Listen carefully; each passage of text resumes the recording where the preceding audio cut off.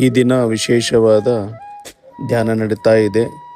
ಇದು ಬಳ್ಳಾರಿಯ ಸಮೀಪದಲ್ಲಿರುವಂಥ ಉಡುತಿನಿ ಗ್ರಾಮದಲ್ಲಿ ಕುಮಾರಸ್ವಾಮಿ ದೇವಸ್ಥಾನದಲ್ಲಿ ಮಂಡಲ ಧ್ಯಾನ ನಡೀತಾ ಇದೆ.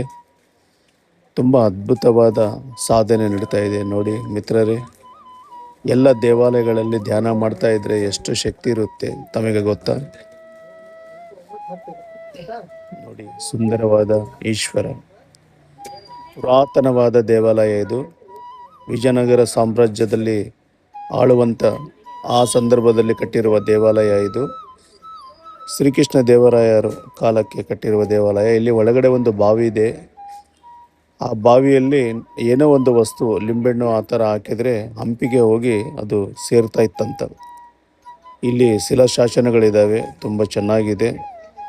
ಮನೆ ಮನೆ ಧ್ಯಾನ, ಹಳ್ಳಿ ಹಳ್ಳಿ ಧ್ಯಾನ, ಪ್ರತಿ ಮನೆ ಧ್ಯಾನ. ಧ್ಯಾನದಿಂದ ಎಲ್ಲರೂ ಆರೋಗ್ಯ, ಆನಂದ, ಆತ್ಮಜ್ಞಾನವನ್ನು ಪಡಿಬೇಕು.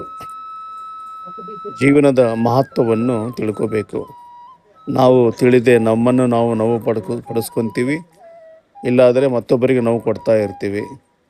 ಅದಕ್ಕೆ ಕಾರಣನೇ ಅಜ್ಞಾನ. ಧ್ಯಾನವನ್ನು ಮಾಡೋಣ, ಆತ್ಮಜ್ಞಾನವನ್ನು ಪಡೆಯೋಣ. ಧ್ಯಾನವೆಂದರೆ ಶ್ವಾಸದ ಮೇಲೆ ಗಮನ.